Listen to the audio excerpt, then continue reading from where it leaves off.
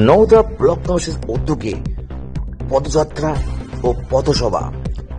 এই পথসভায় বক্তব্য রাখছেন নওদা পঞ্চায়েত সমিতির প্রাক্তন সভাপতি বিশ্বজিৎ ঘোষ।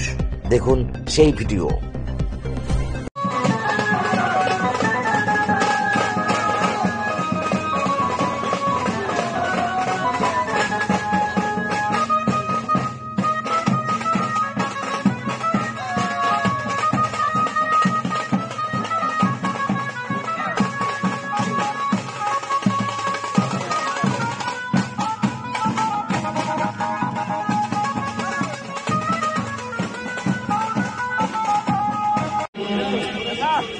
আমার আপনার সবার নেতা রাহুল গান্ধী ভারত জুড়ে যে ভারত ন্যায় যাত্রা শুরু করেছেন, সেই ভারত ন্যায় যাত্রার সমর্থনে আজকে আমাদের নওদা ব্লক কংগ্রেসের নেতৃত্বে দুপতলা থেকে ঝাউবন পর্যন্ত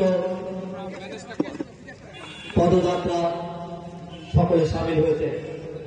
এই পদযাত্রার অনুষ্ঠানে আমরা আমাদের মধ্যে পেয়েছি আমাদের মুর্শিদাবাদ জেলা কংগ্রেস নেতা তথা প্রাক্তন জেলা পরিষদ সভাধিপতি মোশারেফ হোসেন মন্ডল মহাশয়কে। আমরা আমাদের মধ্যে পেয়েছি আমাদের সাংসদ শ্রী অধীর রঞ্জন চৌধুরী মহাশয়ের প্রতিনিধি এবং নওদা ব্লকের রামদাধার তুহিন দাস মহাশয়কে। আমাদের মধ্যে পেয়েছি আমাদের ব্লক কংগ্রেস নেতৃত্ব এবং প্রাক্তন সভাপতি শাহাবুদ্দিন মোল্লা মহাশয়কে। আমরা পেয়েছি বিভিন্ন অঞ্চল সভাপতি, বিভিন্ন গণসংগঠনের সভাপতি। আমরা আমাদের মধ্যে পেয়েছি এই অঞ্চলের সভাপতি এবং আমাদের এই সভার পরিচালনা করছেন মোজাম্মেল ভাই এবং আপামর যে সমস্ত কংগ্রেস কর্মী আছেন প্রত্যেককেই শ্রেণীগত নমস্কার, সালাম, প্রীতি, শুভেচ্ছা জানিয়ে কয়েকটি কথা বলছি। আমার পরবর্তী বক্তা আছেন, বিস্তারিত ভাবে বলবেন। আজকে আপনাদের মনে রাখতে হবে আগামী লোকসভা নির্বাচন, কেন্দ্রে আছে বিজেপি সরকার।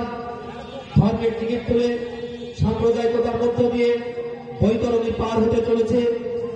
একই জিনিস ঘটছে দেখবেন আমাদের রাজ্যে আছে দিলীপ সরকার, তৃণমূল কংগ্রেস সরকার, চোরদের সরকার, দুর্নীতিগ্রস্ত সরকার।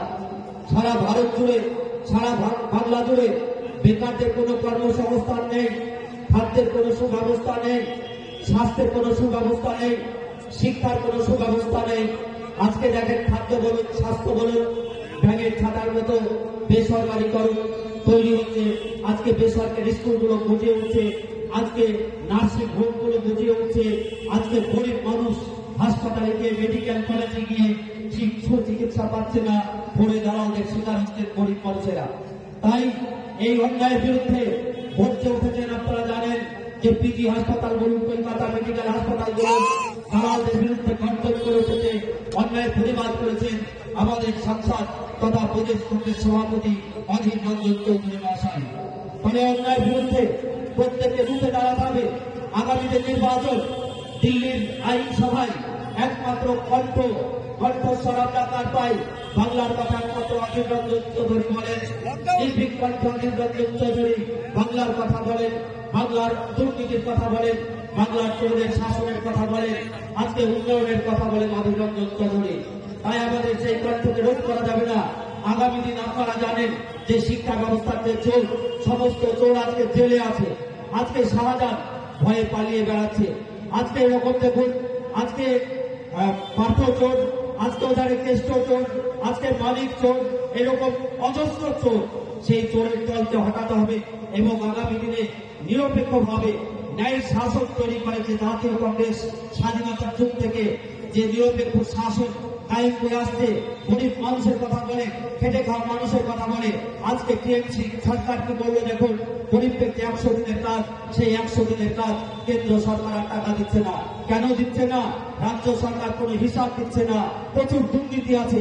আজকে গরিব মানুষের যে আবাস, সেই ঘর আজকে পাচ্ছে না, কেন্দ্র দিচ্ছে না। কেন দিচ্ছে না? রাজ্য তার হিসাব দিচ্ছে না। অর্থাৎ আবাস যোজনাতে দুর্নীতি আছে। এই হচ্ছে আমাদের রাজ্য সরকার। এই রাজ্য সরকারের বিরুদ্ধে আপনাদের গর্জন করতে হবে। প্রত্যেকটি যুব সমাজ যারা আছে, ছাত্র ছাত্রী যারা আছে, তাদের বোঝাতে হবে আজকে 12 সাল থেকে 23 সাল পর্যন্ত কোনো কর্মসংস্থান নেই, কোনো চাকরি বাকরি নেই, কেন্দ্র সরকারের কোনো কর্মসংস্থান নেই। পাশাপাশি আপনারা জানেন দ্রব্য মূল্য হু হু করে বৃদ্ধি পাচ্ছে। আজকে গরিব মানুষ ব্যাগ নিয়ে গিয়ে হাটে বাজারে 100 টাকায় ঝোলা ভর্তি করতে পারছে না। দ্রব্য মূল্য খাবার জিনিস থেকে, বীজ থেকে, সার থেকে, ওষুধপত্র থেকে, জীবনদায়ী যে সমস্ত জিনিসপত্র আছে প্রত্যেকটা দাম বাড়ছে। তারই বিরুদ্ধে আজকের এই ন্যায় যাত্রা। তাই আপনাদেরকে গর্জন করে উঠতে হবে, যুব সমাজকে একত্রিত করতে হবে, ছাত্র সমাজকে বোঝাতে হবে, সমস্ত কৃষক শ্রেণীকে একত্রবদ্ধ হতে হবে, মজুর শ্রেণীকে একত্রবদ্ধ হতে হবে। আগামী লোকসভা নির্বাচন, সেই লোকসভা নির্বাচনে অধীর রঞ্জন চৌধুরীকে হাত চিহ্নে ভোট দিয়ে বিপুল ভোটে জয়যুক্ত করে আবার আমরা কেন্দ্রে পাঠাবো, এই শপথ নিয়ে আজকে সভা সারবেন। এই বলে সকলকে ধন্যবাদ জ্ঞাপন করে শেষ করছি। ভালো থাকবেন, সুস্থ থাকবেন। জাতীয় কংগ্রেস জিন্দাবাদ, রাহুল গান্ধী জিন্দাবাদ, অধীর চৌধুরী জিন্দাবাদ।